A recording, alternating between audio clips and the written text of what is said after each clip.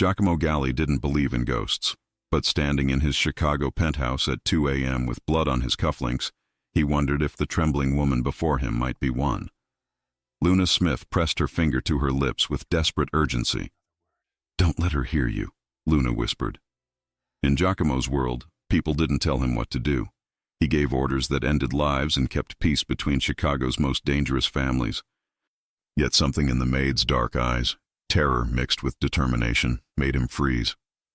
"What the hell is going on in my house?" His voice came out deadly low. Luna grabbed his arm with surprising strength, pulling him toward shadows near the grand piano. "If you go in there now, it'll only get worse for them. Them, his children." 7-year-old Matteo and 5-year-old Aria were supposed to be asleep. He'd spent the evening handling business at the docks, the kind that left men bleeding. He'd come home early for once, carrying guilt heavier than the Beretta at his ribs. From deeper in the penthouse, he heard it. A child's voice, trembling, not asleep, not safe. Luna's hand clamped over his mouth. "She'll hear you. Trust me for 60 seconds. No one called him Giacomo. Not his soldiers, not his business partners, not even Valentina, his fiancée who preferred darling. But Luna said it like a prayer. They moved through shadows he knew intimately. As they approached the playroom, Luna positioned him behind a column. Then she pointed.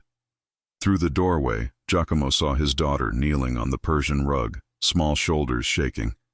Matteo stood rigid beside her, hands clasped like a prisoner, and towering over them, pacing in designer heels, was Valentina Russo, his fiancée, the daughter of Salvatore Russo. Their engagement was a treaty between warring families. "You think crying will change anything, Aria?" Valentina's voice sliced through the air. "Your father isn't here. He's never here.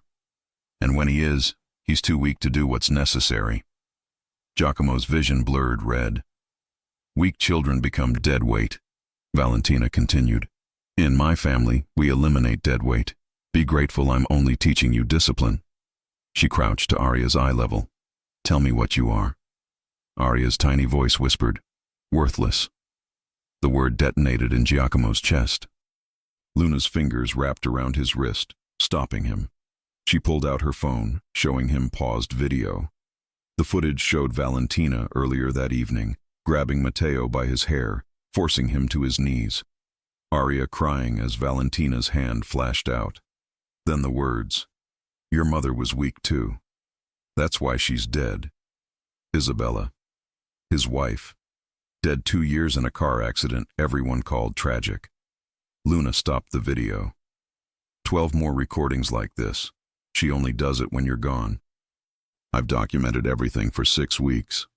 6 weeks? Giacomo's voice was pure violence. 3 months, Luna corrected, meeting his eyes.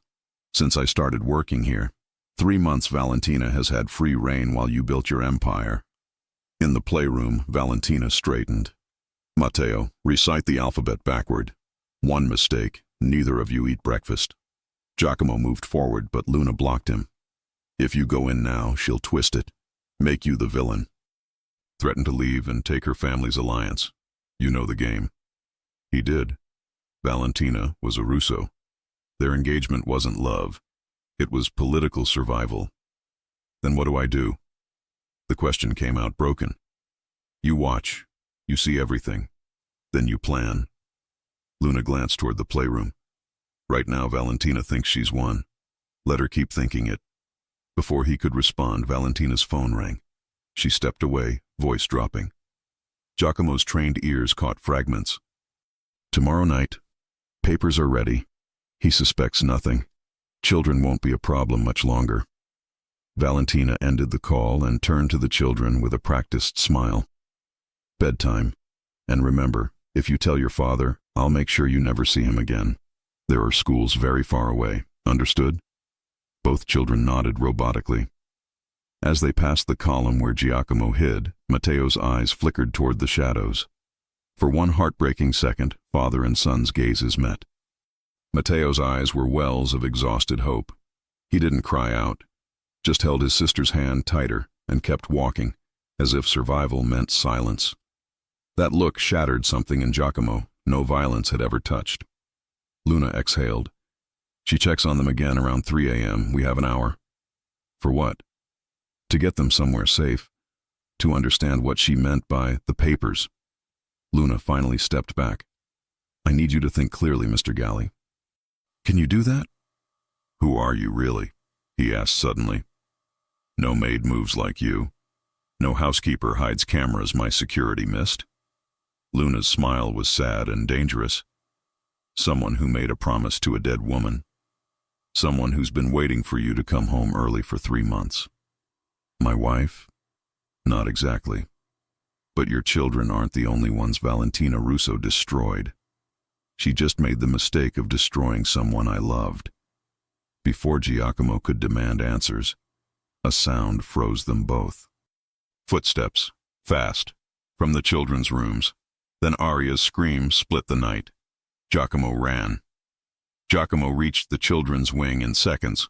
The scream had stopped, replaced by Aria's muffled sobs, the kind that came from a child who'd learned silence meant survival. Inside Aria's room, Matteo held his sister, one small hand covering her mouth. When he saw his father, the boy's face crumpled with relief and terror. Bad dream, Matteo whispered. She just had a bad dream, Papa. 7 years old and already weaponizing lies as shields. Matteo. Giacomo's voice came out softer than it had in years. I know. I saw. I know what she's been doing. Aria pulled away, her tear-stained face disbelieving. You know about Miss Valentina? Giacomo knelt before them. This close, he saw the exhaustion carved into their young faces. How had he been so blind? I came home early. I saw her.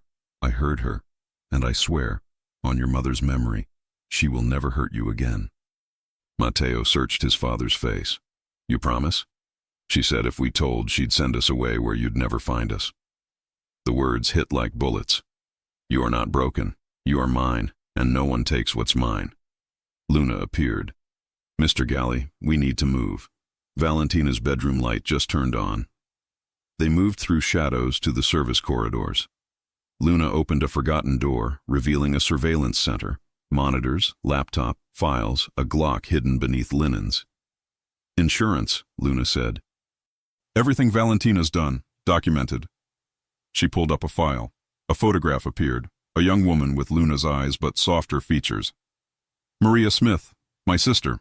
She worked for you 3 years ago, bookkeeper in your downtown office. Giacomo remembered. Maria, killed in a mugging. He'd sent flowers. It wasn't a mugging, Luna continued. The Russos killed her to send you a message, tortured her first, wanting information about your operations. She died protecting you and your children. The room felt smaller. You came here for revenge. I came for truth. Luna met his eyes. I thought you were the monster who got my sister killed. But then I watched you miss bedtime every night looking destroyed. Saw Isabella's photos everywhere. Watched your children wait by the window hoping you'd come home early. Her voice cracked. And I watched Valentina systematically destroy them while planning something worse. She pulled up more files, documents, insurance policies, wills. 6 weeks ago, Valentina researched poisons. 4 weeks ago, met with an estate lawyer. 2 weeks ago, dinner with Russo enforcers. Luna clicked through evidence. Yesterday, she received this. A box. Inside, vials of clear liquid, syringes. Digitalis, Luna said flatly. In small doses causes symptoms that look like stress. By the time anyone suspects poisoning, it's untraceable. She's planning to kill me. She's planning to kill all of you. Children first. Tragic accident. Then you, slowly. She plays grieving widow. Inherits everything. The Russo family absorbs your territories. The marriage was never peace. It was conquest. Matteo spoke up. Mama Luna found the papers about sending us to Switzerland. Giacomo looked at his son. Mama Luna? The boy flushed. When Miss Valentina locks us in our rooms without dinner, Luna brings food. When we have nightmares, she stays. She sings Mama Isabella's songs. His voice dropped. She's the only one who protects us. Something shifted in Giacomo's chest, dangerous warmth toward this woman who'd infiltrated for revenge but stayed for his children. How do you know Isabella's songs? Maria told me. She and Isabella were friends. After Isabella died, Maria cried for weeks, said Isabella was terrified something would happen. She'd been asking questions about the Russo family, about your dealings with them. Giacomo's mind raced back. Isabella had been different those final weeks, nervous, distracted. Then came the rainstorm, the bridge, the car plunging into water. You think Valentina killed my wife? I think Isabella discovered something that got her murdered. The timeline's too convenient. Isabella dies. 6 months later, Valentina appears at a charity gala. Everyone called it fate. Calculation, Giacomo whispered. A sound echoed. Footsteps, deliberate, searching. She's looking for you, Luna said. Your security alerted when you entered. Giacomo pulled out his phone, texting Marco Santini, his most trusted lieutenant. Response came immediately. Luna's face darkened. Marco had dinner with Valentina last Tuesday. I have photos. They were together 90 minutes. The betrayal hit differently. Marco was family, the brother he'd never had. You said you have a safe house? Giacomo asked quietly. I do. Then go. Take my children. Protect them. He crouched before Matteo and Aria. You're going on a trip with Luna. I need you to be brave. Aria's lip trembled. You're not coming? Not yet, but I promise. I will find you. We'll be a family again. A real one. From the hallway, Valentina's voice called out, false and sweet. Giacomo? Darling, are you home? Luna moved with efficiency, grabbing a packed bag. Service elevator. Now. They slipped into the corridor. As they reached the elevator, Aria stumbled with a small cry. The sound carried. Valentina's heels stopped. Then started again, faster, heading directly toward them. Luna made a split-second decision. She shoved the children into the elevator. As the doors began closing, she stepped back out. Get them safe, she mouthed. I'll buy you time. The elevator sealed shut with his children inside. And Valentina rounded the corner, beautiful face masking cold calculation. There you are, she purred. Having a late-night meeting with the help? How unexpected. Luna straightened, meeting Valentina's scrutiny with practiced deference. Mr. Galli wanted coffee, Miss Russo. Valentina's smile remained fixed, but her glacier eyes narrowed. At 2:30? How dedicated. Though I wonder, Giacomo, why you didn't come to bed. I was waiting. Giacomo forced casual authority. Business ran late. Didn't want to wake you. How considerate. Valentina glided closer, touching the blood on his cufflink. Difficult negotiations, darling? The usual complications. He caught her wrist. Affection or warning? Nothing that concerns you. But everything concerns me. We're to be married. Partners in all things. Unless there are secrets? The word hung like a blade. Luna moved toward the kitchen. I'll prepare that coffee, sir.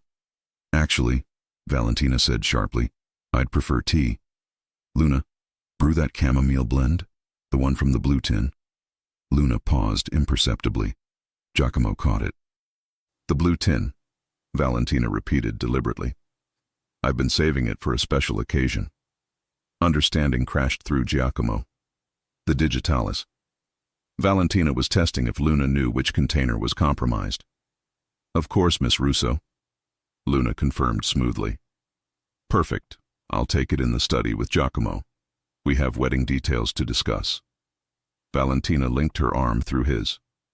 Come, darling. In the study, her demeanor transformed. Warmth evaporated into something reptilian. You're a terrible liar when tired, she said. You came home early. You never do.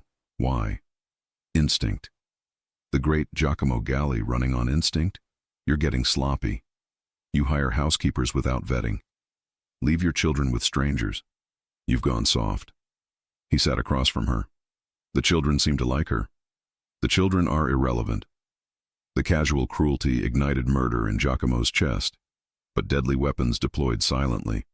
You don't like kids much, he observed. I don't like complications. Children drain resources and attention, but they serve their purpose. A ready-made family makes us look legitimate. And after the wedding? They go to the Swiss boarding school, out of sight, properly educated, not interfering. Her smile was pure calculation. Unless you've changed your mind. Giacomo had never agreed. I don't recall agreeing to Switzerland. You didn't disagree.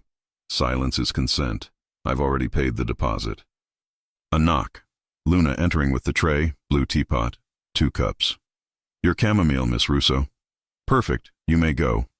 Luna hesitated. Sir, your sister called from Boston. Urgent about the children's medical records.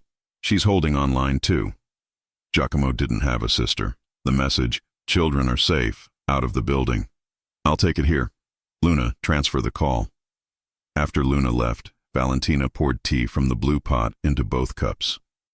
Your family never approved of me, she said, pushing a cup toward him.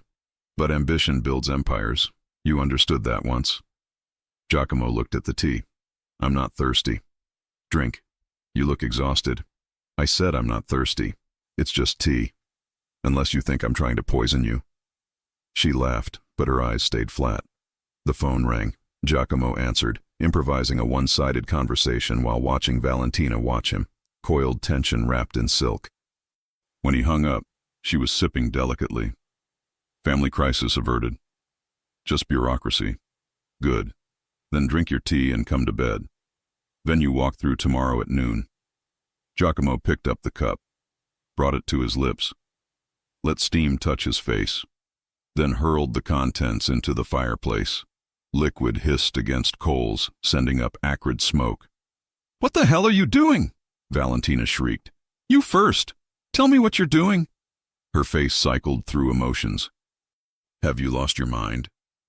Was it digitalis from foxglove plants, purchased 8 days ago under a false name? Color drained from Valentina's face. Her hand moved, viper quick, toward her Hermes clutch. Giacomo was faster. He caught her wrist, twisted. The small pistol clattered to the floor. When did you start carrying? Valentina wrenched free. You've been investigating me. I've been blind, but not anymore. Blind to what? I know you've been torturing my children. Planning to send them away. Slowly poisoning me. He stepped closer. And I know you had something to do with Isabella's death. At his dead wife's name, the mask cracked completely.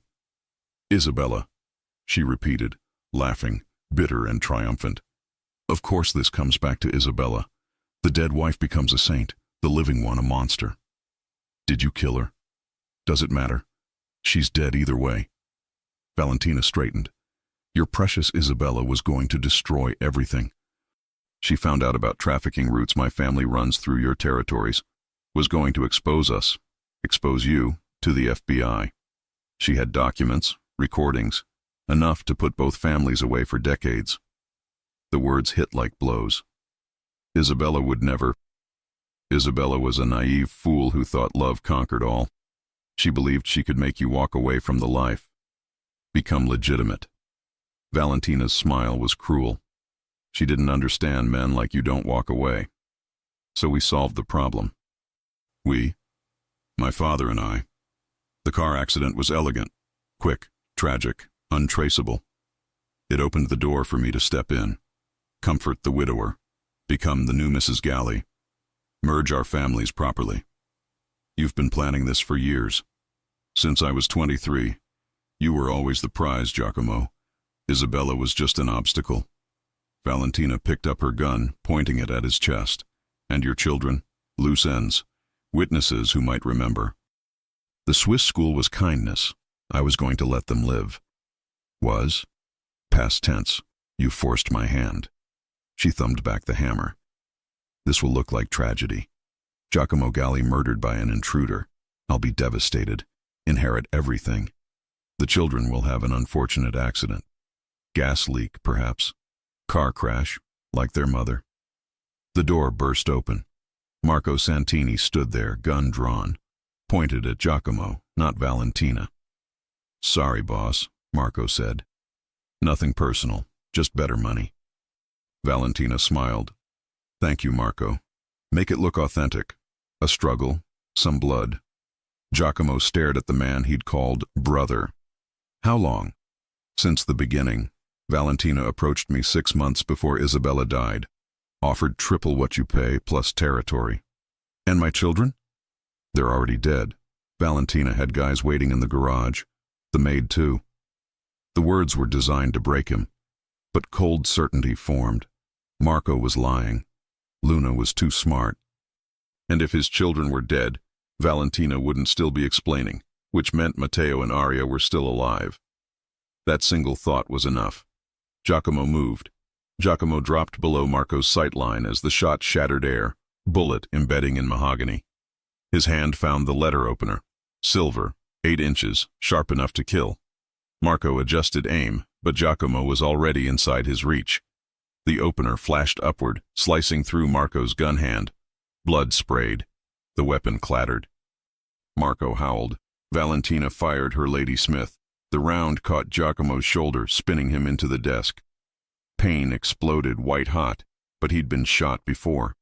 Pain was information. He grabbed the crystal decanter and hurled it at Valentina's face. She dodged, but whiskey splashed her eyes. Her next shot went wide, punching through the window. Cold Chicago wind rushed in. Marco recovered, launching himself with desperate fury. They crashed into the bookshelf, grappling. Marco's good hand found Giacomo's throat, squeezing with trained precision. Should have stayed blind, Marco growled. Should have drunk the tea and died peaceful. Giacomo's vision spotted, but his hand found Marco's pressure point, nerves below the ear. He pressed hard. Marco's grip loosened. Giacomo drove his forehead into Marco's nose. Cartilage crunched. Blood gushed. Giacomo kicked his knee sideways. The joint buckled with a wet pop.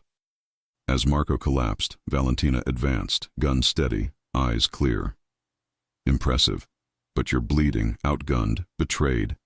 How does it feel to finally understand you're not untouchable? He pressed against the bullet wound, blood seeping between fingers. Where are my children? Scattered on a garage floor. The maid made it to her car, but she forgot about security cameras. My men were waiting. You're lying. Am I? Valentina pulled out her phone, showing footage. Luna's car. Windshield spiderwebbed with bullets. Driver's door open. Blood on concrete. But no bodies.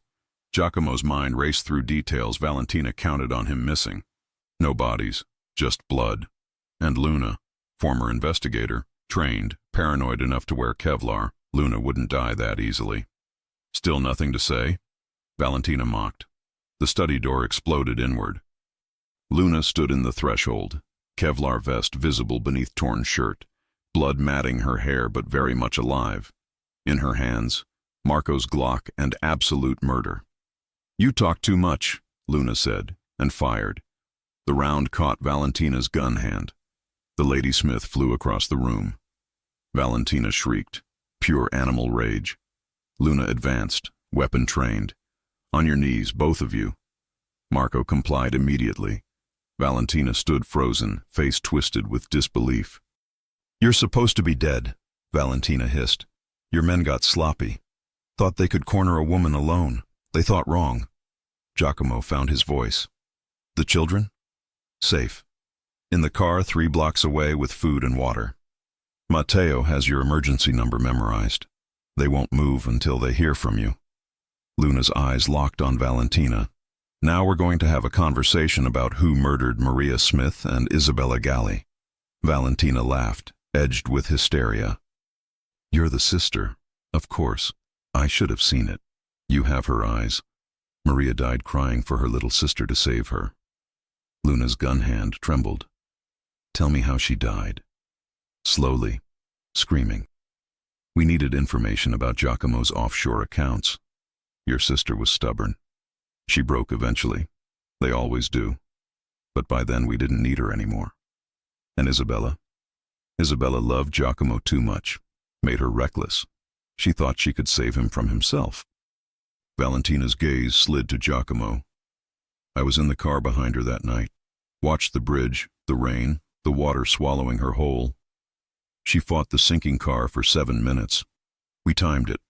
7 minutes of drowning, of knowing she'd failed. Giacomo's legs gave out. He sank against the desk, The image carved into his brain. Isabella, terrified and alone, drowning while Valentina watched. Why? The word came out broken. Because she was going to take everything from us. She had recordings of my father discussing trafficking routes, ledgers proving money laundering. She was going to give it all to the FBI for immunity. She thought she could dismantle both families and walk away clean. She was trying to save us. She was trying to destroy us. Valentina straightened, despite the gun. And now you'll have to choose. Kill me. My family wages war. Your children won't survive the month. They won't survive if you're breathing, Luna interjected. But at least my way, they die quickly. Your way? War means years of looking over shoulders, bombs, poison, snipers at school pickup. Is that the life you want for Matteo and Arya? Running forever? Giacomo's mind spun through scenarios, each bloodier than the last. There's a third option, Luna said quietly. One neither of you considered. Valentina sneered. What, prison? My family owns half the judges in Illinois. Not prison, exile. Luna's voice carried weight. I didn't spend 3 months documenting your crimes for nothing. Every recording, every transaction, every encrypted email. I have copies, including proof you've been skimming from your father's operations. Valentina's face went white. You're lying. The offshore account in the Caymans, under your mother's maiden name. You've been moving money there 18 months, 3 million so far. Building your own nest egg. Luna tilted her head. How would Salvatore react to learning his favorite daughter is stealing from him? He'd never believe you. He'd believe bank statements, wire transfers, your signature on withdrawal forms. Luna's smile was sharp. I can make you disappear 2 ways, Valentina. Body bag or plane to somewhere without extradition. Your choice. Marco laughed bitterly. She'll never run. Too proud. Pride doesn't stop bullets, Luna said. And I'm tired of talking. She adjusted aim, center mass, execution angle. Wait, Giacomo said, pushing upright. If she runs, she'll regroup, come back with mercenaries. 23, 22, Luna counted. I'll haunt you forever, Valentina said, voice rising with panic. You think you can hide those children? I'll find them, make them suffer in ways you can't imagine. 16, 15. Luna, wait. Giacomo reached for her arm. The window behind them exploded inward, not from bullets, from a body. A man in tactical gear crashed through shattered glass, rolled, came up firing. Luna dove left. Giacomo threw himself right. Marco took 3 rounds to the chest and dropped without sound. More figures rappelled from the roof. 4, 5, 6 soldiers in black, masked, weapons military grade. Valentina's backup, activated by some silent alarm. Kill them both, Valentina screamed. But keep Galli alive to sign documents. Luna fired twice, dropping 1 soldier. But the others had position and numbers, spreading with professional efficiency, cutting off escape. Giacomo grabbed Marco's fallen Glock, slick with blood but functional. His shoulder screamed. He fired blind around the desk's edge, buying seconds. The safe room, Luna shouted over gunfire. Behind the bookshelf. Giacomo had forgotten the panic room, installed years ago, barely remembered the code. Luna was already at the bookshelf, fingers flying across a hidden keypad. The shelf swung inward, revealing reinforced steel. Go, she commanded. Giacomo stumbled toward her as bullets chewed through mahogany and leather. 1 round grazed his leg, another missed his head by inches. They fell through the threshold together. Luna slammed the door shut. The lock engaged, 6 inches of steel between them and death. For several heartbeats, they lay on the floor, breathing hard. The walls were soundproofed. Gunfire became distant, muffled. Your shoulder, Luna said, moving toward medical supplies. Your head, Giacomo countered, seeing blood matting her hair. Scalp wound. Looks worse than it is. She pulled out gauze, wrapping his shoulder with practiced efficiency. We have maybe 20 minutes before they breach this door. The children are still safe. The car's location is only in my head. Her hands worked quickly, but we need to talk about what happens next. Next is I kill everyone who touched my family. Next is we get strategic. Luna met his eyes and he saw depths there, grief, rage, and something like hope. I told you I came for revenge. I wasn't lying, but revenge is a poison. It consumed me for 2 years, made me into someone my sister wouldn't recognize. Maria would be proud of what you've done. Would she? Luna's voice cracked. I've become the thing she feared, cold, violent. Your children call me Mama Luna. Do you understand how terrifying that is? How much I don't deserve it? Giacomo caught her wrist, gentle but firm. You saved their lives. I put them in danger by coming here. If I'd just given evidence to the FBI anonymously, Valentina would still be torturing them. Marco would still be plotting, and I would still be blind. He squeezed her wrist. You woke me up, Luna, painfully, violently, but you woke me up. Outside the safe room, something heavy slammed against the door. Once, twice. Testing strength. Luna pulled a phone from her pocket, not the burner. She dialed, waited. It's time, she said to whoever answered. Send everything. Every file, every recording, every shred of evidence. Send it to the FBI, Chicago PD, and every major news outlet in the state. A pause. Yes, I'm sure. Burn it all down. She ended the call. In approximately 5 minutes, the entire Russo operation will be exposed. Bank accounts, trafficking routes, murder contracts, everything. Valentina's father will be destroyed. His allies will scatter. The empire collapses. And Valentina becomes a fugitive with nowhere to hide. Her family won't protect her. She's the leak that killed them. She'll spend the rest of her life running from criminals and cops alike. Luna's smile was grim. It's not death. But sometimes living with consequences is worse. Another slam, closer to breaching. Giacomo pulled out his phone. Then we need to survive the next 5 minutes. He dialed a number he'd sworn never to use except in absolute emergency. It rang twice. Elijah Cross. Been a while, Gally. I'm calling in the debt. All of it. A pause. Location? My penthouse. Safe room. Approximately 6 hostiles. Maybe more. Russo family soldiers. Interesting. And you're willing to burn that bridge? The treaty with the Russos? The treaty died 2 years ago when they murdered my wife. I'm just finally acknowledging it. Elijah laughed, low and dangerous. I'll be there in 8 minutes. Try not to die before I arrive. The line went dead. Luna stared at him. Elijah Cross is a myth, street legend. He's been in hiding after he turned on the Russo family. But Elijah doesn't forget debts, and he owes me his life. The door buckled. They heard Valentina's voice, shrill with rage. Bring the charges. Blow it open. Giacomo pulled Luna close, his good arm around her shoulders. Whatever happens, don't, she interrupted. Don't do the goodbye speech. We survive this. We get to your children. We become the family they deserve. We? She kissed him, sudden, fierce, desperate. When she pulled back, her eyes were bright with unshed tears.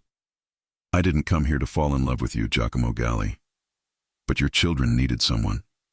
And somewhere along the way, so did I. The door shuddered as an explosion rocked the penthouse. The safe room's lights flickered. And somewhere in the chaos, Giacomo heard the most beautiful sound, return fire. Different weapons, different tactics. Elijah Cross had arrived early. The explosion faded into sharp, methodical gunfire. Luna and Giacomo pressed against reinforced walls, listening to battle rage beyond steel. The sounds were distinct. Valentina's soldiers firing in panic and something else. Single shots, precisely placed, devastatingly effective. Elijah Cross wasn't just shooting. He was executing. Luna's fingers found Giacomo's hand in dim emergency lighting. How many men does Cross usually work with? He doesn't. Elijah works alone. Her eyes widened. 1 man against 6? Against 60, it wouldn't matter. Elijah was the Russo family's enforcer for 15 years. He knows every tactic because he invented half of them. The gunfire intensified, then abruptly stopped. Silence descended, thick, suffocating, pregnant with violence. 3 knocks echoed. A pattern. 2 quick, 1 slow, 2 quick. The code Giacomo had given Elijah a decade ago. Luna raised her Glock. Could be a trap. It's not. Giacomo moved to the door panel. But stay ready. The locks disengaged with a hydraulic hiss. The door swung inward, revealing carnage. Bodies littered the study. Valentina's soldiers, each dropped with clinical precision. And standing in the center, wiping blood from a tactical knife, stood Elijah Cross. 6'3", built like a weapon, silver threading through dark hair, eyes that had witnessed too many sins to ever be called kind. A scar bisected his left eyebrow, gift from a Russo interrogation that failed to break him. "You look like hell," Elijah said, voice carrying traces of Louisiana. "Shoulder wound, leg graze, swaying like a drunk. Want to sit down before you fall down?" "Where's Valentina?" "Gone. Rabbit ran the moment she heard me coming. Left her men to die." Elijah's gaze shifted to Luna, assessing. "And you must be the ghost in Galley's machine." Luna Smith, formerly Chicago PD organized crime, presumed dead after the Maria Smith incident. Impressive resurrection. Luna's gun didn't waver. "How do you know who I am?" "Because I killed the men who killed your sister." Elijah's expression didn't change. Not out of mercy, out of business. They were sloppy, left witnesses, threatened to expose Russo operations. Salvatore ordered the cleanup. "I executed it. Your sister's murder was collateral damage in a larger war. Doesn't make it right, just makes it true." The words hit Luna like a blow. Giacomo saw her finger tighten on the trigger, watched war play across her face, vengeance versus pragmatism. "Easy," Elijah said, raising empty hands. "You want to shoot me? I won't stop you, but your timeline just accelerated. The FBI received your evidence dump 4 minutes ago. Federal agents are mobilizing. This penthouse will be swarming with law enforcement in less than 15 minutes. Your boyfriend here has about a dozen outstanding warrants that just became active. So unless you want to explain all these bodies to badges, I suggest we evacuate. Now." Giacomo's mind raced through implications. Luna's evidence dump would destroy the Russo family, but collateral damage would splash onto every criminal organization they'd touched, including his. "My children are 3 blocks away in a silver Toyota, getting cold and scared." Elijah checked his watch. "I scouted before coming up. Smart woman, your maid. Parked in a blind spot between camera coverage zones. But 2 unmarked vans circled that block in the last 5 minutes. Russo reinforcements looking for loose ends." Luna's face drained of color. "We need to move. Now." They ran, Giacomo supported between Luna and Elijah, wounded leg protesting every step. The penthouse hallway was chaos. Alarms blaring, sprinkler systems activated, water mixing with blood on marble. Elijah led them to the service elevator. As they descended, he handed Giacomo a burner phone. "Speed dial 1 is a doctor. Speed dial 2 is a safe house in Gary, Indiana. Not glamorous, but it's off every grid that matters. Speed dial 3 is me. Use it only if you're dying or arrested." "Where will you be?" Giacomo asked. "Finishing what you started." "Valentina's running scared, but scared doesn't mean stupid. She'll try to regroup. Someone needs to make sure she stays focused on survival instead of revenge." Elijah's smile was a blade. "I've been waiting 5 years for an excuse to destroy the Russos completely. You just gave me an early Christmas." The elevator opened onto the garage level. The smell hit immediately: cordite, blood, chemicals. Luna's earlier firefight had left evidence everywhere. They moved through shadows. Giacomo's vision tunneled, blood loss catching up. He stumbled, and Elijah caught him with surprising gentleness. "Stay with us, Galley. Your kids need you conscious." The Toyota came into view, dented, windshield fractured, but holding. And inside, pressed low in the back seat with a blanket over them, were 2 small shapes. "Matteo," Giacomo called out, voice cracking. "Aria, it's Papa." The blanket exploded upward. Matteo's face appeared, tear-streaked and terrified. When he saw his father, something broke loose in the boy's expression. Relief so profound it aged him and made him young simultaneously. "Papa." Aria's voice was a sob. "The men came, and Mama Luna fought them. And there was so much noise, and we thought... Giacomo collapsed into the back seat, gathering both children against his chest despite screaming pain. They clung with desperate strength, small bodies shaking with sobs they'd been holding back. "I'm here," he whispered into their hair. "I'm here, and I'm not leaving. Never again." Luna slid into the driver's seat, key already in ignition. Elijah crouched by the passenger window. "Gary Safe House. Address is programmed into GPS. Doctor will meet you there in 90 minutes. Ditch this car within 24 hours. It's burned." "Come with us," Giacomo said suddenly. "I've been alone for 5 years. I'm good at it." Elijah's eyes softened slightly, looking at the children. "Besides, someone needs to make sure Valentina's too busy running to hunt you. Consider it my wedding gift. You do still plan on marrying this woman who saved your life, right?" Luna's eyes met Elijah's in the rearview mirror. Something passed between them, understanding or recognition of kindred damage. "Thank you," she said quietly. "Don't thank me. Just survive. Make those kids happy. That's payment enough." Elijah stepped back. "Oh, and Gally, your wife Isabella, she didn't die for nothing. The evidence she collected is part of what just burned down the Russo Empire. She won. Just took 2 years to see it through. Then he was gone, a ghost dissolving into darkness." Luna started the engine. The Toyota lurched forward, tires squealing as they spiraled up the exit ramp. Behind them, sirens already converged. Police, federal, emergency services drawn by explosions and gunfire. They hit street level as the first FBI van screeched to a halt at the entrance. Luna didn't slow, merging into late-night traffic with practiced ease. Within 3 blocks, they were just another anonymous car in a city full of secrets. Giacomo held his children, feeling their heartbeats against his chest. Matteo's breathing gradually slowed from panic to exhaustion. Aria's grip loosened, and she began the hiccuping aftermath of hard crying. "Is it over?" Matteo asked, voice muffled against Giacomo's shirt. "Is Miss Valentina gone?" "She's gone," Giacomo confirmed, praying it was true. "She can't hurt you anymore." "But what about the other bad people?" From the driver's seat, Luna spoke up.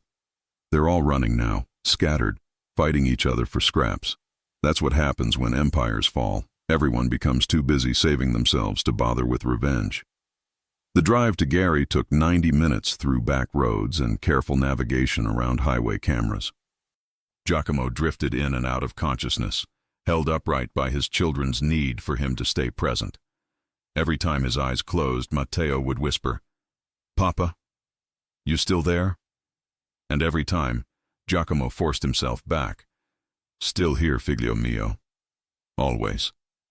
The Safe House was a converted church on the edge of Gary's industrial district, red brick facade, stained glass windows darkened from inside, surrounded by abandoned factories. Luna pulled into the rear courtyard and killed the engine. "This is our sanctuary?" Aria asked, uncertainty in her voice. "Sanctuary," Luna repeated, testing the word. "I like that." "Yes, sweetheart. This is where we stop running for a while." A figure emerged, late 50s, white beard, medical bag in hand. The doctor Elijah had promised. "You must be the galley party. Let's get that shoulder looked at before you bleed out on consecrated ground." Bad luck, that. They moved inside. The church's interior had been gutted and rebuilt.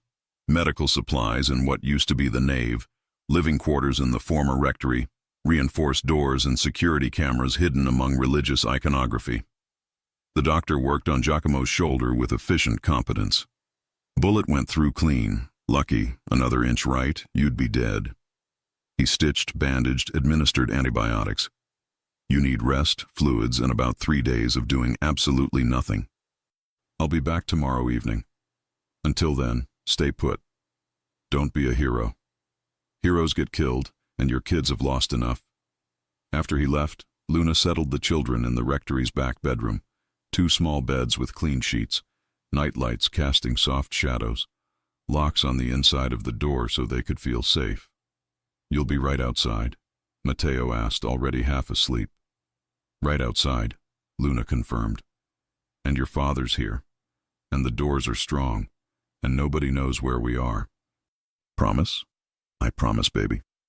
When she emerged, Giacomo was sitting on the church pew that served as the main room's couch. His face was pale, but his eyes were clear.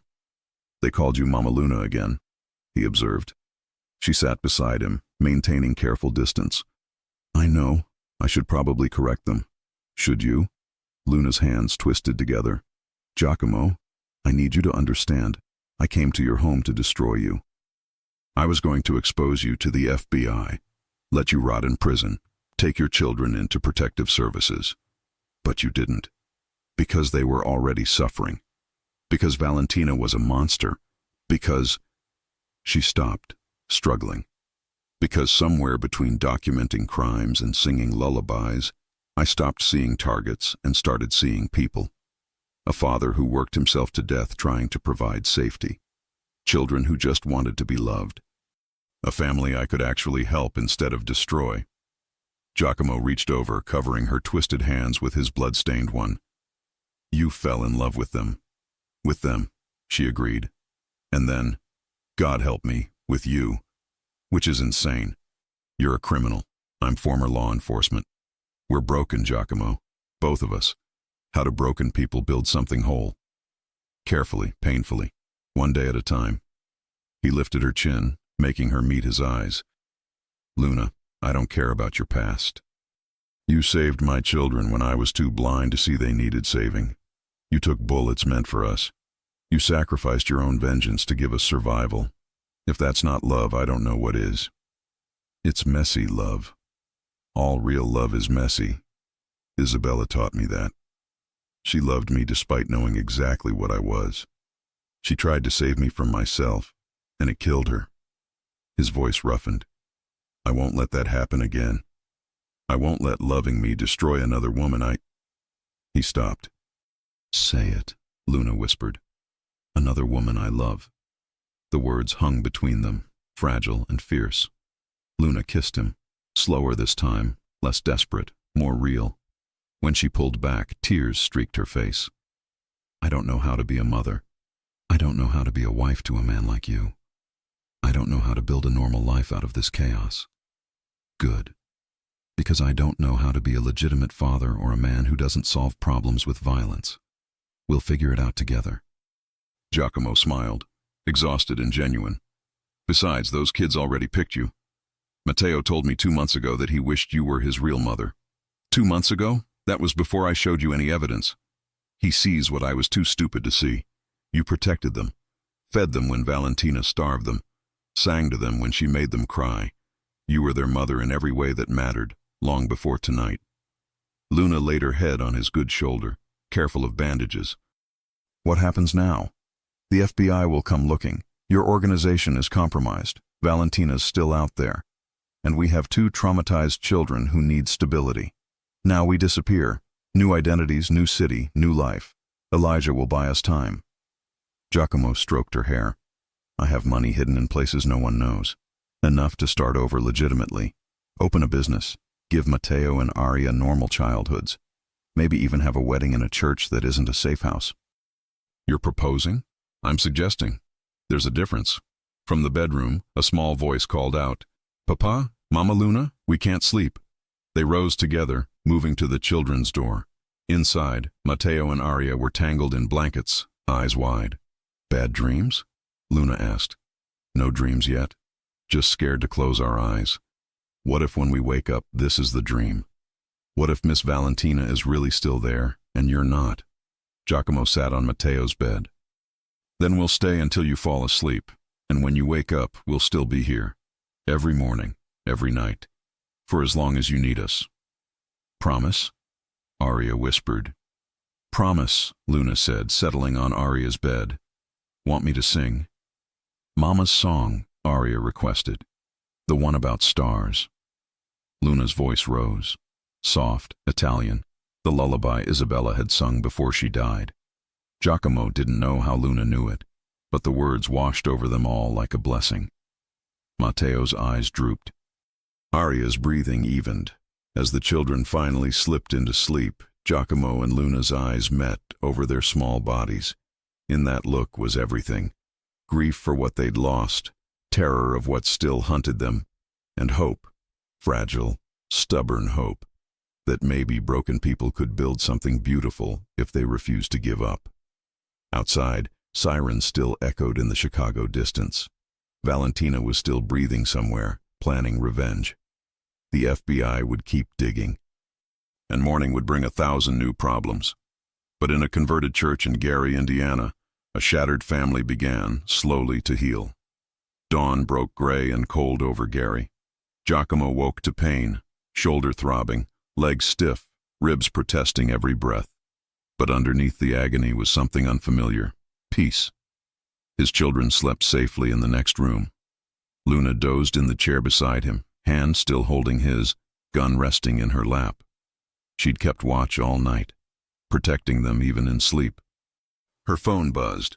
She jerked awake instantly, weapon raised before her eyes fully opened. Combat reflexes. "It's Elijah," she said, answering on speaker. "Tell me you have good news." "Define good." Elijah's voice carried weariness. "The FBI raided 8 Russo properties at dawn. Salvatore's in custody. Half his crew flipped before breakfast. The Empire's bleeding out. That's the good part." "And the bad?" "Valentina's gone ghost. Professional level. She didn't run home to Daddy. Knew he'd sacrifice her. Didn't flee the country either, which means she's still local, probably calling in personal favors." Giacomo took the phone. How many personal favors could she have? More than you'd think. Valentina spent 5 years building her own network separate from her father. Lovers, blackmail targets, people who owe her specifically. I've identified at least 3 kill teams she could activate. Mercenaries loyal to money, not family. Luna's grip tightened on her gun. "How long before they find us?" "This location? You're good for 48 hours, maybe 72. But you can't stay forever. Eventually you'll need supplies, medical attention. That's when you're vulnerable." From the bedroom, a child's scream shattered the conversation. Giacomo was moving before conscious thought, Luna half a step behind. They burst through the door to find Arya sitting upright, eyes wide but unseeing, trapped in a nightmare. Matteo was already beside her, whispering comfort with practiced ease. "Shh, Ari, it's just a dream. Miss Valentina isn't here. Papa and Mama Luna are right there. See?" Arya's eyes focused, finding her father. She launched herself at him, and Giacomo caught her despite pain. She was burning up, fever hot against his chest. "She's sick," Luna said, pressing a hand to Arya's forehead. "High fever. Could be stress, could be infection from the nights locked in cold rooms. From months of trauma manifesting physically." "I'll call the doctor back," Luna said. "No." The voice came from the doorway. They spun to find a woman standing there, 50-something, steel-gray hair, medical bag. She raised her hand slowly.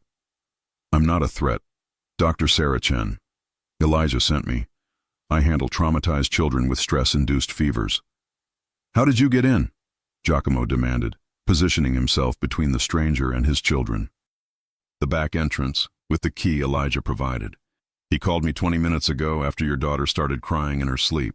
Sound travels in old churches." Dr. Chen set her bag down, moving with deliberate calm. "I've worked with Elijah for 8 years. Before that, I ran a clinic in refugee camps. Syria, South Sudan, places where children see too much. I know trauma when I see it." Luna's gun remained raised. "Prove Elijah sent you." "Doctor." Chen pulled out her phone, showed a text. "Family in the sanctuary needs you, kids especially. The girl's breaking. E." After a tense moment, Luna nodded once. Some instinct said this woman was legitimate. Dr. Chen's examination was gentle and thorough. She checked Arya's temperature, lymph nodes, ears, throat. All the while, she talked in a low, soothing voice about her own daughter, about books Arya might like. 102 degrees, Dr. Chen finally announced. Combination of exhaustion, dehydration, and what we call a stress fever. Her body's been running on adrenaline so long it's finally crashing. She needs fluids, rest, and safety. The first 2 I can provide. The third, she looked at Giacomo. That's on you. She's safe here. Is she? Because her body doesn't believe it yet. Children metabolize trauma differently than adults. They hold it in their bones until they feel secure enough to release it. This fever? It's her system finally letting go because some part of her believes the danger passed. Dr. Chen prepared an IV drip. But if the danger hasn't passed, if you're still running, still hiding, her body will know, and it'll keep fighting. She'll stay sick. The words landed like accusations. Giacomo watched the needle slide into his daughter's small arm, watched her wince, but stay brave. How long? He asked quietly. Until she's physically better. 3-4 days with proper care. Until she's mentally better. Dr. Chen's expression softened with pity. Years, Mr. Galley. Children who've been abused, terrorized, they carry that forever. Therapy helps, stability helps, love helps. But the scars? Those don't fully heal. Matteo spoke up from his bed. I already have scars. In my head. I dream about Miss Valentina every night. Sometimes she's chasing us. Sometimes she's hurting Arya and I can't stop her. Sometimes... His voice dropped. Sometimes I dream she already won, and this, you and Mama Luna being nice, is the dream. And I'll wake up on the floor again with rice under my knees. The clinical description of torture from a 7-year-old's mouth broke something in the room. Dr. Chen's professional mask cracked. Luna made a choked sound. Giacomo felt tears burn his eyes. Matteo, Doctor, Chen said gently, would you like to talk to someone about these dreams? Someone who helps children feel safe again? Will it make them stop? Not immediately, but eventually, yes. The dreams get smaller, less scary, and you get stronger. She glanced at Giacomo. But only if the adults around you deal with their own trauma too. Children sense when their parents are still fighting. It makes them feel like the war isn't over. The war isn't over, Giacomo said bluntly. Valentina's still hunting us. Then end it. Dr. Chen's voice hardened. Not with more violence, with finality. Make her unable to hurt you. Legally, financially, socially, I don't care how. But until that threat is neutralized, these children won't heal. They'll just exist in suspended terror, waiting for the next attack. Luna's phone buzzed again. Another message from Elijah. Turn on the news. Channel 7.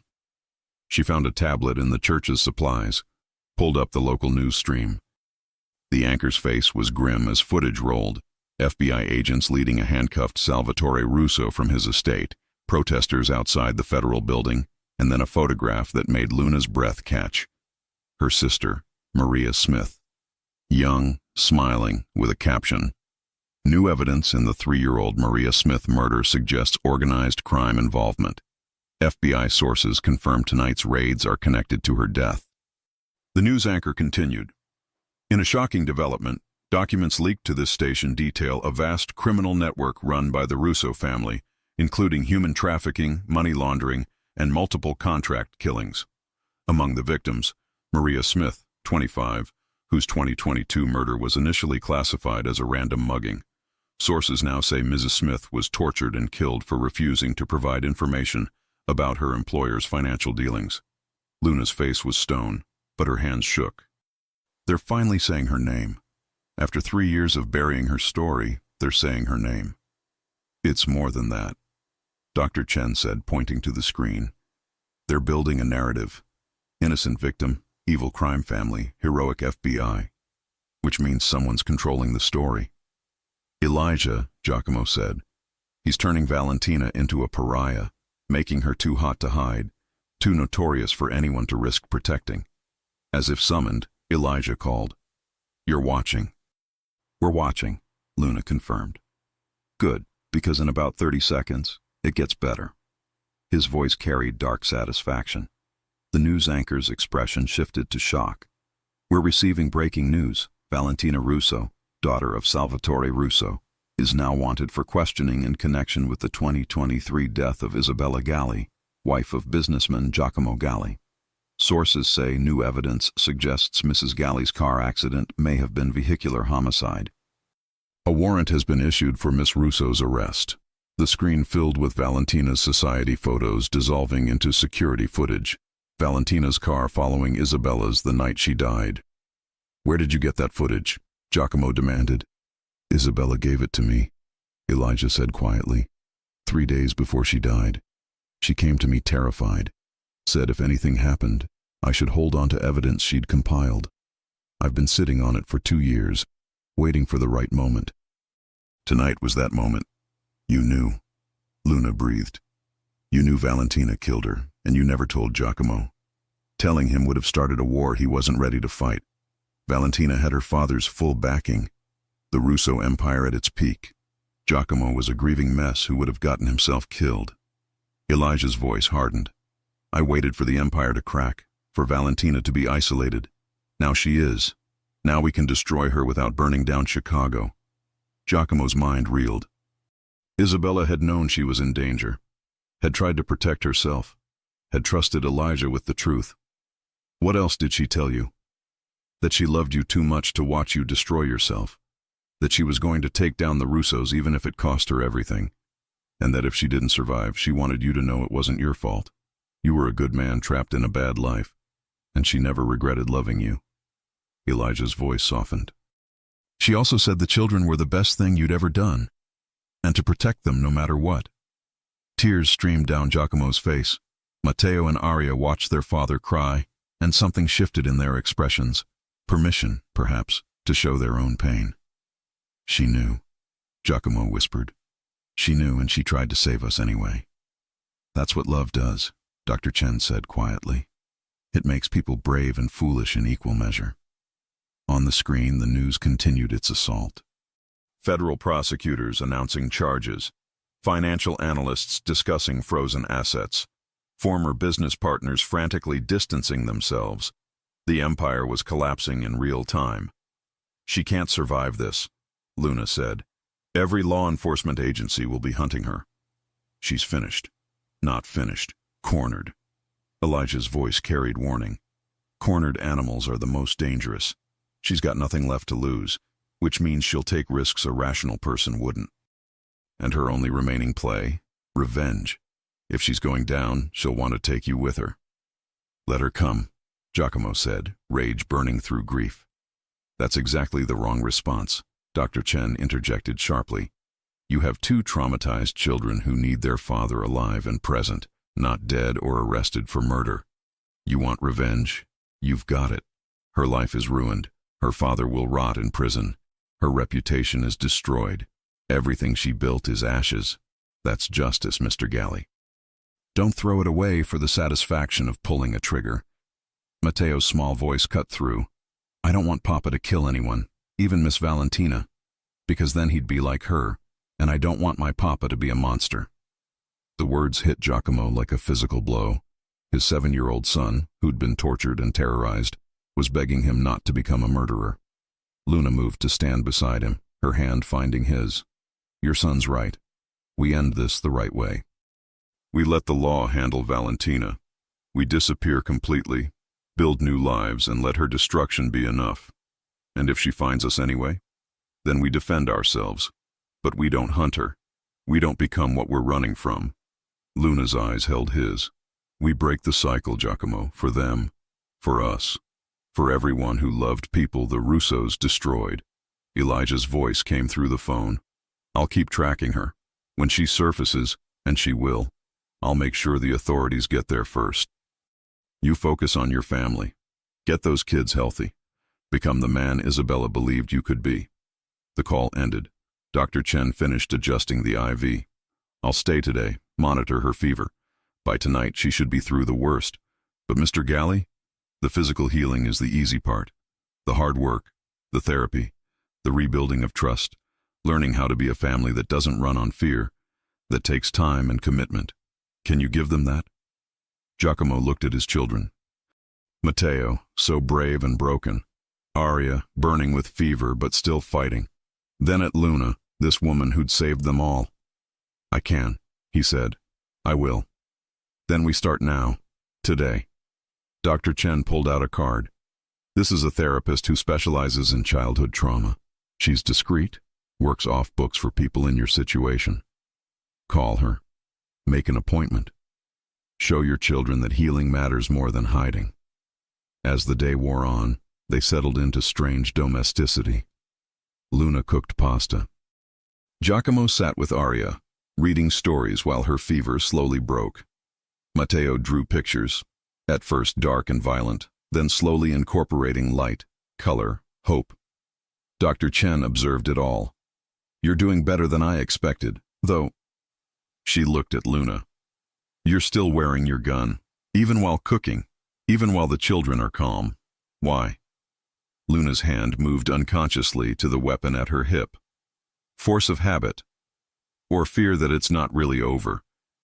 That Valentina will burst through that door any second. Dr. Chen's gaze was knowing. You can't protect them if you can't let your guard down. At some point you have to choose, live in constant defense or start actually living. They're not the same thing. How do I know when it's safe to choose the second option? You don't. That's the terrifying part. Safety is never guaranteed. But life lived in perpetual fear isn't really life. It's just slow death by anxiety. Luna looked at Giacomo, then at the children.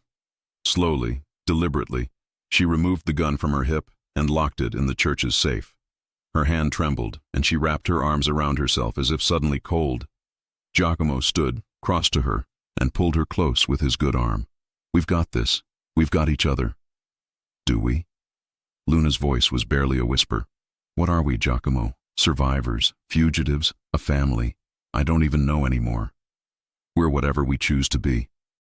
Starting now. And in that converted church, surrounded by fractured light and fragile hope, they chose to begin again. Outside, somewhere in Chicago's shadows, Valentina Russo was making her own choices. Planning, plotting, preparing for one final strike. But for now, in this moment, the Galli family was safe. Healing. Together. 48 hours passed in sanctuary.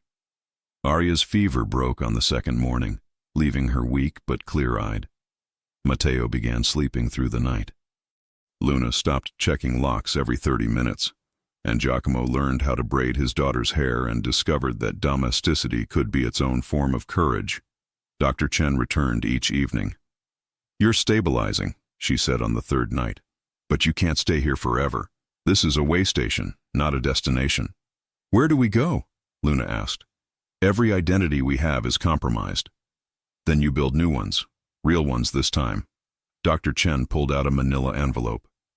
Elijah asked me to give you this. He said it's your exit strategy. Inside, birth certificates, social security cards, driver's licenses, a complete family history for people who'd never existed. Thomas and Sarah Mitchell, married 6 years, 2 children, Michael and Emma, teachers from Portland, relocating to Madison, Wisconsin. Wisconsin? Giacomo studied the documents. The quality was flawless. Quiet, stable, good schools, the kind of place where people mind their own business. Dr. Chen pointed to additional papers. There's a house already purchased in Madison, small, 3 bedrooms, normal neighborhood. Teaching positions are waiting at a private school. Luna laughed, brittle. I'm supposed to be a teacher. I've spent 3 years learning how to kill people. You spent 3 months teaching 2 traumatized children how to feel safe again. That's better training than any education degree. Dr. Chen's expression softened. Besides, the school specializes in students with difficult backgrounds. Your real experience will matter more than fake credentials. Giacomo looked at the documents, seeing a future he'd never imagined. Thomas Mitchell, high school literature teacher, a man who wore sweaters instead of Armani suits. Can I really be this person? He asked quietly. Can you be anything else? Dr. Chen countered. Giacomo Galli is wanted by federal authorities. His bank accounts are seized, his properties confiscated, his organization dismantled. Thomas Mitchell is your only option for survival. And Valentina, she won't stop looking for Giacomo Galli. She's looking for a mafia boss with resources and power. She's not looking for a middle-aged teacher in Wisconsin who drives a Honda and coaches Little League. Dr. Chen stood to leave. Sometimes the best hiding place is plain sight. Be boring, Mr. Galli. Be so aggressively normal that no one looks twice. After she left, Giacomo showed the documents to Luna. They studied their new identities like actors preparing for the performance of their lives. Sarah Mitchell, Luna read. 10th grade English, loves hiking and pottery, married to Thomas at 26 in Portland. She looked up. This woman sounds nothing like me. That's the point. Giacomo found his own backstory. Thomas Mitchell grew up in suburban Seattle, played baseball in college. He's stable, boring, safe. He's a lie. He's survival. Giacomo set the papers down. Luna, I know this isn't what you imagined. If you want to walk away, if you want to disappear on your own, I won't stop you. Luna's eyes flashed. You think I want to leave? I think you deserve a choice. You saved us. You've earned your freedom. But staying means committing to this life, to these children, to me. That's not a small ask. No, it's not. Luna moved closer. It's terrifying. I don't know how to be Sarah Mitchell. I don't know how to teach teenagers or join book clubs or pretend I wasn't planning to destroy you 4 months ago. But Giacomo? She took his hand. I know how to love your children. I know how to watch your back. And I know I don't want to wake up in some anonymous city wondering if you're all okay without me. So yes, I'm choosing to stay. I'm choosing us. The kiss was different this time, not desperate or grief-stricken, but deliberate. A promise sealed in quiet. When they pulled apart, Matteo's voice came from the bedroom doorway. Are you getting married? Like real married? Giacomo's heart stuttered. How long have you been listening? Long enough. Matteo padded into the room.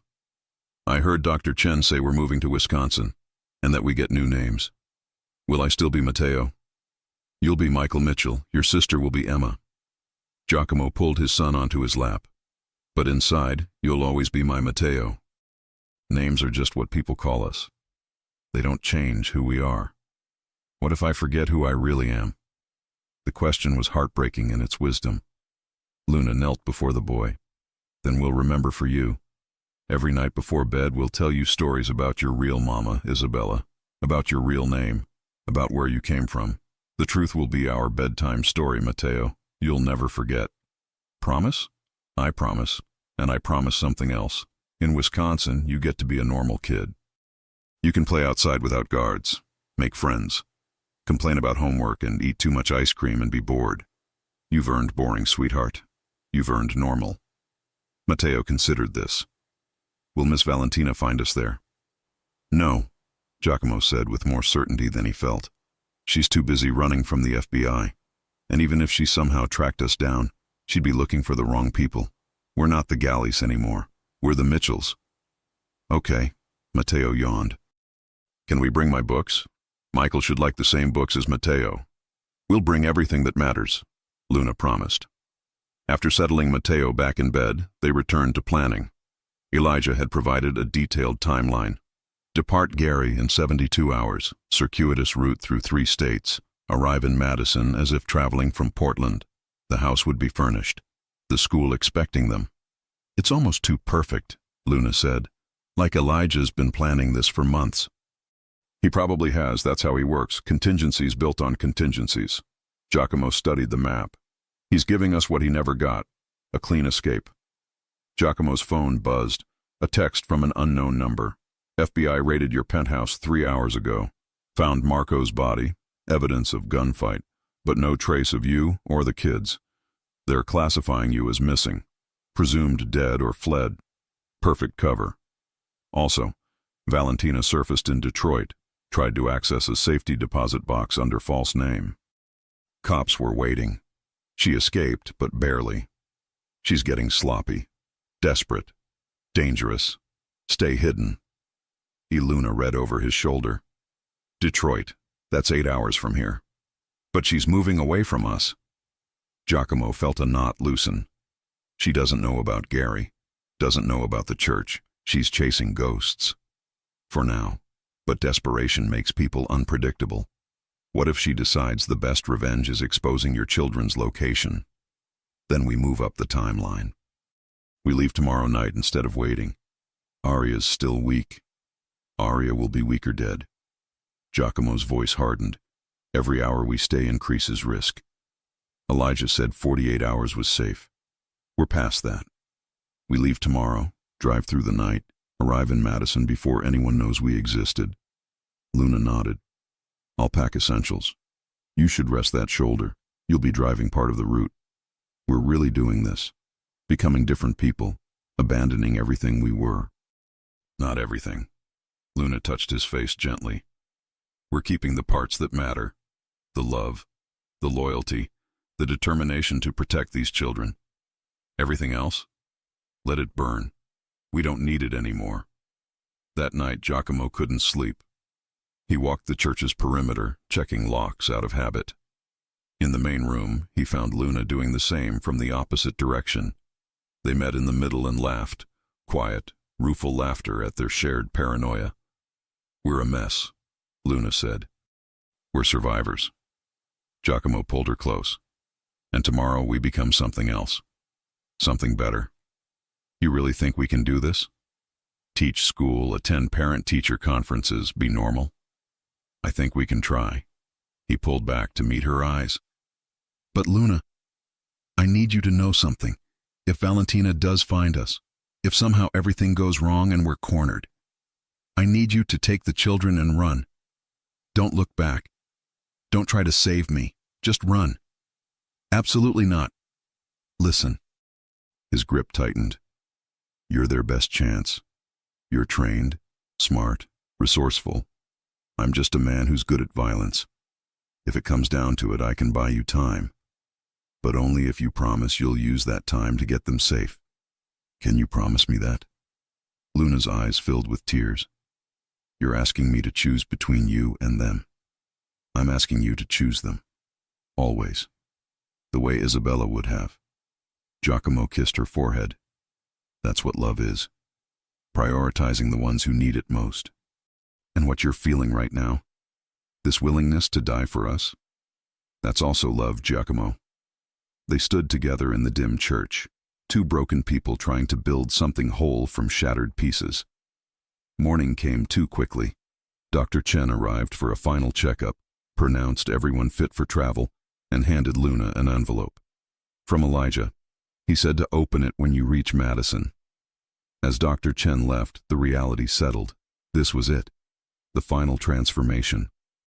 After tonight, Giacomo Galli, Luna Smith, Matteo, and Aria would cease to exist. In their place, the Mitchell family, ordinary and unremarkable. They packed light, clothes, documents, treasured items. Matteo insisted on bringing his books. Aria packed a photo of Isabella that Luna had saved. Everything else was left behind like snakeskin shed in a forgotten church. As evening fell, they loaded into a nondescript SUV Elijah had provided. Giacomo took the first driving shift. Luna navigated. The children settled in the back seat with pillows and blankets. They pulled out of Gary as the sun set, heading northwest toward a future that existed only in paperwork and possibility. 20 minutes into the drive, Giacomo's phone rang one final time. Elijah. You're on the road. Good. Thanks to you. I don't know how to repay. You repay me by living well, by giving those kids the childhood they deserve. Elijah paused. One more thing.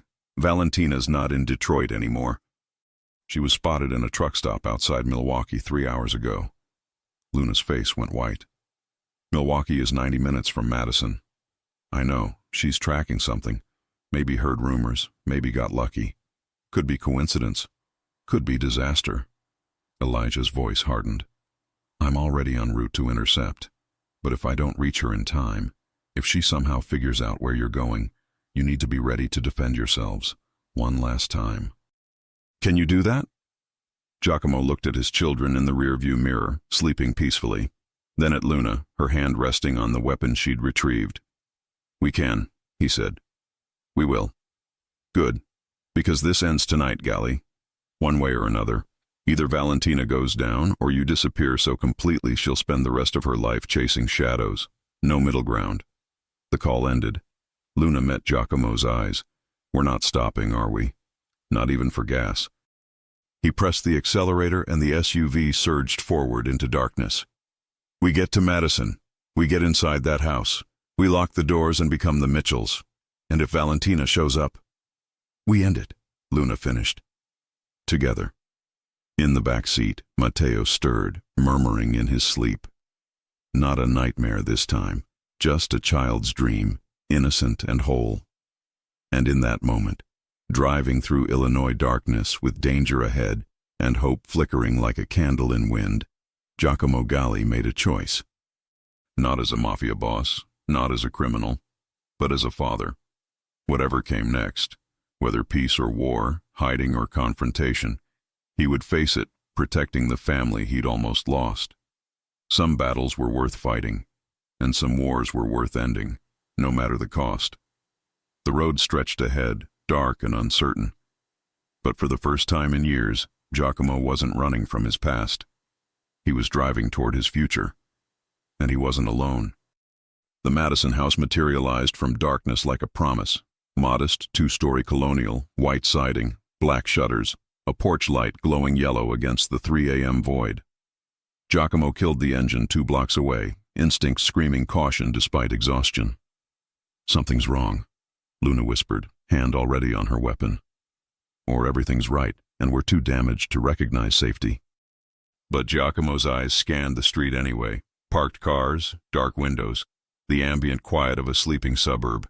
In the back seat, Matteo stirred. Are we here? Is this home? Home. The word felt foreign. Home had been a Boston mansion filled with his wife's laughter, then a Chicago penthouse poisoned by Valentina's cruelty, then a Gary church that smelled of incense and hope. Could home be this ordinary house on this anonymous street? We're here, Luna confirmed. 343 Maple Drive. Thomas and Sarah Mitchell's fresh start. They approached on foot, Giacomo carrying sleeping Aria, while Luna guided Matteo. The houses around them radiated suburban normalcy, minivans, bicycles, the distant bark of a dog. No surveillance, no threats. Just life, ordinary and precious. The key fit perfectly. The door opened onto darkness that smelled of fresh paint and new carpet. Luna found the light switch. The interior was startlingly complete. Furniture arranged, kitchen stocked, photographs on the walls of a family that didn't exist. Thomas and Sarah at a wedding that never happened. Michael and Emma at ages they'd never been. It's like a museum exhibit, Luna breathed. The American family. Giacomo set Aria on the couch. Elijah doesn't do anything halfway. He's giving us a life so real we can inhabit it completely. Matteo wandered through rooms, touching furniture with tentative wonder. There's toys in my room, and books. The same books I had before, but new copies. His voice cracked. Someone remembered what I liked. Someone cares what happens to you, Luna said, kneeling beside him. Someone wants you to be happy here. Can we really be happy, after everything? The question hung in the air like smoke from a fire that wouldn't quite die. Before anyone could answer, Luna's phone vibrated. A text from Elijah. Made it to Milwaukee. Valentina's car found abandoned at a bus station. No sign of her. Either she's running scared or she's hunting smarter. Stay alert, and open the envelope I sent. Luna retrieved the envelope, slid it open. Inside, a single photograph and a handwritten note. The photograph showed Valentina, but not the polished socialite from before. This woman was haggard, hair matted, eyes wild with desperation. She was at a payphone, calling someone. The note read, "This was taken 6 hours ago in Milwaukee. She's looking for help, but everyone's abandoned her. Her father disowned her publicly this morning, called her a rogue element and no daughter of mine. She has no money, no allies, no options. Cornered animals bite. Be ready. But also know this, you've already won. She's destroyed. Everything she built is ashes. Whatever happens next, you took her empire and her dignity. That's more punishment than death. Choose wisely." Giacomo stared at the photograph, feeling a complex knot of emotions. Rage at what Valentina had done. Pity for the broken woman she'd become. And underneath it all, exhaustion. He was so tired of violence, of revenge, of the endless cycle. "She looks like a ghost," Luna observed quietly. "She is a ghost. Everything she was is gone." He tapped the photo. This is what's left when you build your life on cruelty. Eventually it collapses, and you collapse with it. Matteo appeared beside them, studying the image. Is that Miss Valentina? Giacomo tried to hide it, but the boy had already seen. Yes. She looked sad and scary. Matteo's hand found his father's. Is she coming here to hurt us again? I don't know, Figlio. Maybe. Maybe not. What do we do if she comes? It was Luna who answered, her voice steady. If she comes, we protect each other. We don't let fear win. And we remember that we're stronger together than she ever was alone. They spent the next hour securing the house, checking locks, identifying escape routes, positioning weapons strategically. Old habits, but also prudent preparation. The Mitchell family could be teachers and neighbors by day, but at night they were still survivors who knew the world's teeth. As dawn approached, Giacomo found Luna standing at the kitchen window, watching the street brighten. Having second thoughts? He asked. Always. But I'm staying anyway. She turned to face him. I've been thinking about what Elijah wrote, about how we've already won because we destroyed her life. Is that really victory? Or is it just revenge by another name? Does it matter? It matters to who we become. If we're just people who hurt others back, we're not that different from Valentina. We're just better at it. Giacomo considered this. What's the alternative? Forgive her? Forget what she did? No, never forget. But maybe... Luna struggled for words. Maybe we let the justice system finish what we started. We've given them everything they need. Evidence, testimony, witnesses. Let her face trial. Let her spend decades in prison knowing she lost everything. That's worse than a quick death, and it doesn't make us killers. I've already killed. Many times. As Giacomo Galli, but Thomas Mitchell? Luna took his hands. Thomas Mitchell is a teacher who helps kids learn about literature, who coaches soccer and attends PTA meetings, who tucks his children in at night and tells them they're safe. Can we let him be that person? Can we choose to stop being the people violence made us? The question pierced something deep in Giacomo's chest, a longing he'd buried beneath years of criminal pragmatism. Could he really change? Could a man who'd built an empire on blood become someone who built futures through education and patience? I want to try, he whispered. God help me. I want to try. They kissed in the breaking dawn, two people attempting to forge something new from old metal. The moment shattered with Aria's scream. They ran to her room, finding her sitting up in bed, eyes wide but not with nightmare, with confusion. There's a lady outside, she said, pointing to the window, standing by the tree, just standing there, watching our house. Giacomo's blood froze. He moved to the window, staying to the side to avoid being seen. And there, partially obscured by the oak tree in the front yard, stood a figure in a dark coat. Even from a distance, even with her face hidden by shadows, he knew. Valentina had found them. How? Luna breathed. How did she track us here? Doesn't matter. She's here. Giacomo's mind shifted into combat mode. Get the children into the basement safe room, now. I'm not leaving you alone. You're not. You're protecting them. That's more important. He pulled his weapon, checking the magazine with automatic precision. If I'm not down there in 10 minutes, you take the emergency exit Elijah showed us in the blueprints. There's a tunnel that leads to the neighbor's garage 2 houses over. Car keys are in the safe room. You drive. You don't look back. Giacomo, please. His voice broke. Please, Luna. I need to know they're safe. I need to know you'll save them if I can't. Luna's face twisted with anguish, but she nodded. She gathered the children, Matteo trying to be brave, Aria clinging to her, and disappeared toward the basement stairs. Giacomo watched them go, memorizing the sight. Then he turned back to the window. Valentina had moved closer. She stood at the edge of the property now, clearly visible in the growing light. She looked worse than her surveillance photo, gaunt, disheveled, but her eyes still held that calculating gleam. In her right hand, something metallic caught the dawn light. A gun. Small caliber. Probably the Lady Smith. Of course she'd kept it. Giacomo opened the front door slowly, weapon raised but not aimed directly at her. Valentina. She flinched at his voice, then steadied. Giacomo. Or should I say, Thomas Mitchell. Nice identity. Very thorough. I almost didn't find you. How did you? Luck. Desperation. I was running through Wisconsin, trying to get to Canada, and I stopped for gas. The attendant was watching the news, your story, the FBI raid, all of it. And he said something. Bet that bastard's hiding somewhere boring. And I thought, where's the most boring place? Madison, Wisconsin. Perfect place for a criminal to disappear. She laughed, bitter and broken. I drove here on fumes and prayers, started checking addresses that recently sold to LLCs. Found this place 2 hours ago. Been watching. Waiting. Waiting for what? Courage, maybe. Or clarity. Or just the right moment to end this. She raised the gun properly now, aiming at his chest. You destroyed everything, Giacomo. My father disowned me. My family's empire is rubble. The life I spent years building. Gone. And for what? Because I was too harsh with your spoiled children. You murdered my wife.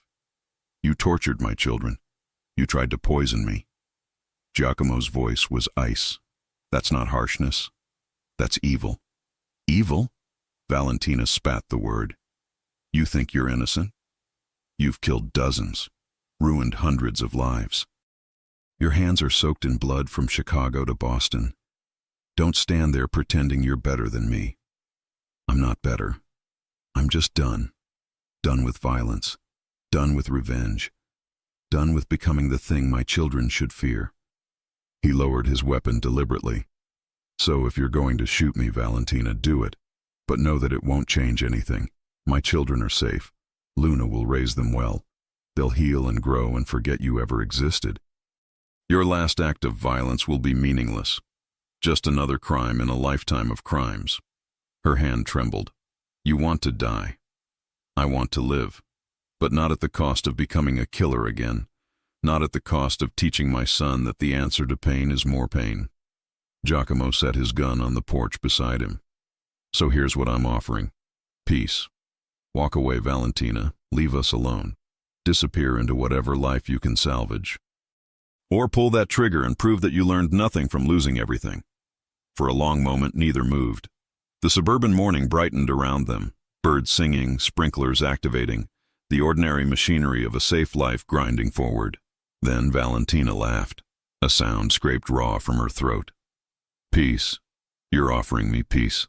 After everything I've lost, everything you've taken, you think I want peace? I think you want what I want.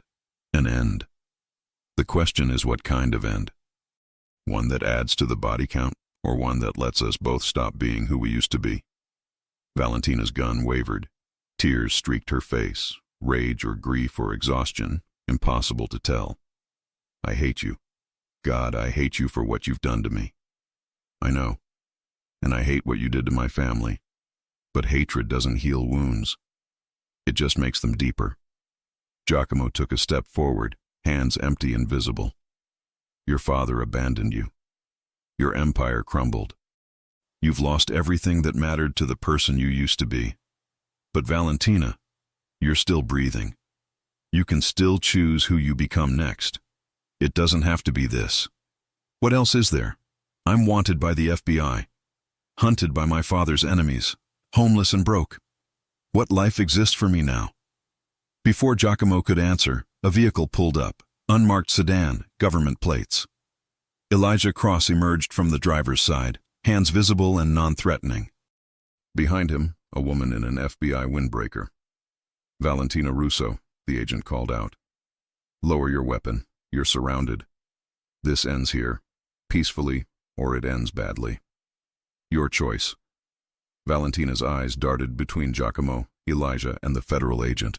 Trapped, cornered, her finger tightened on the trigger. Don't, Giacomo said quietly. Don't give them a reason.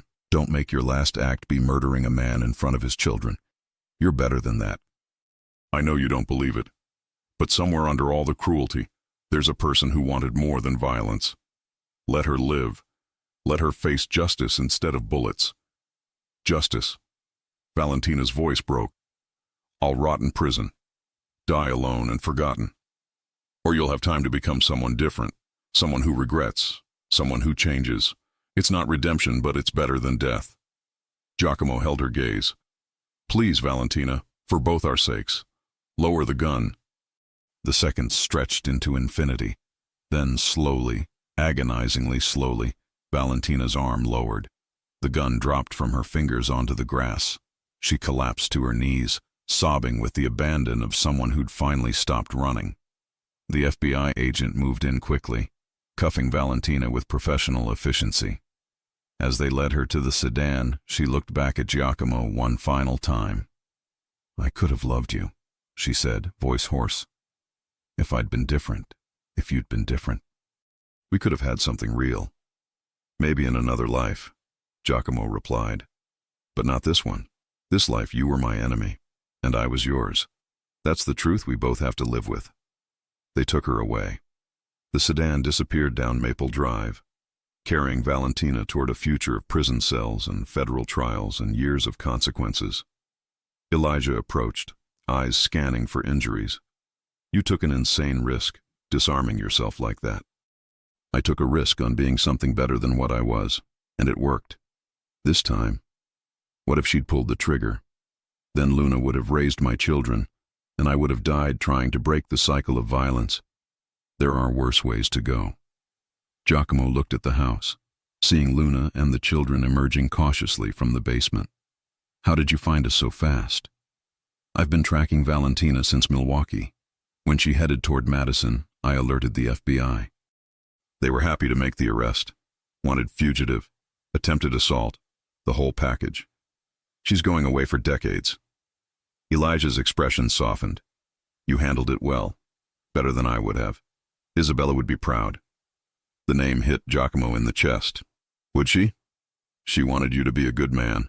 Not a perfect man, those don't exist. Just a good one who tries.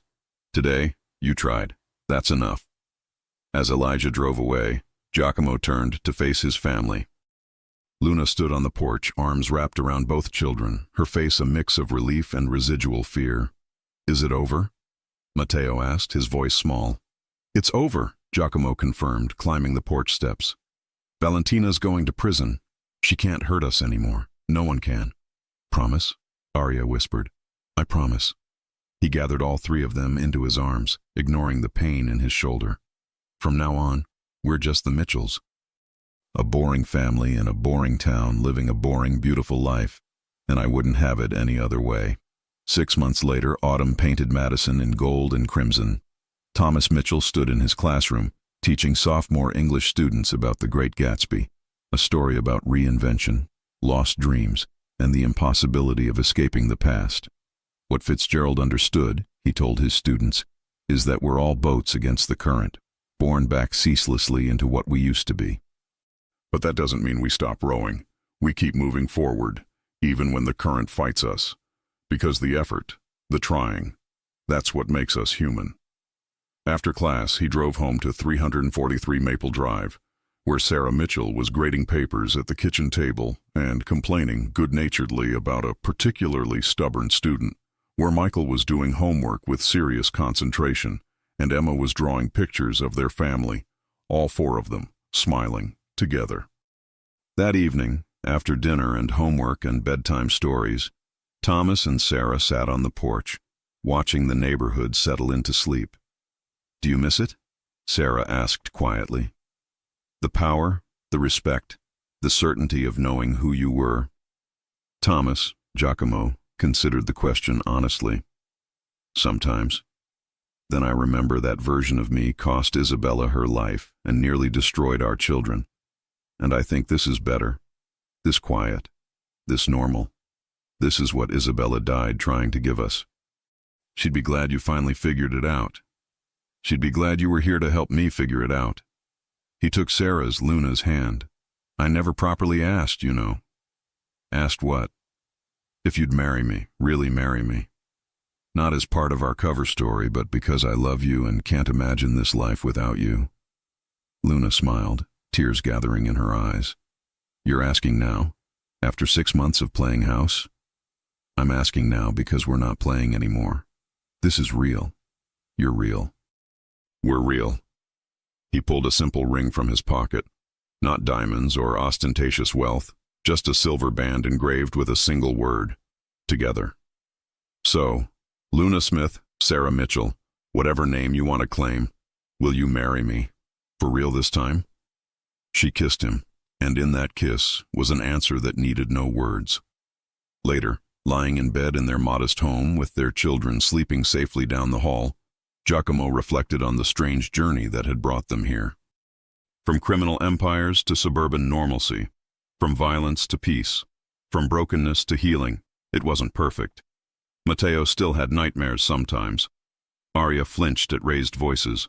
Luna couldn't fully let go of her hypervigilance, and Giacomo himself sometimes woke in cold sweats, remembering the weight of his past. But they were trying. Every day, they chose to try. And in a world that had tried so hard to break them, that was its own kind of victory.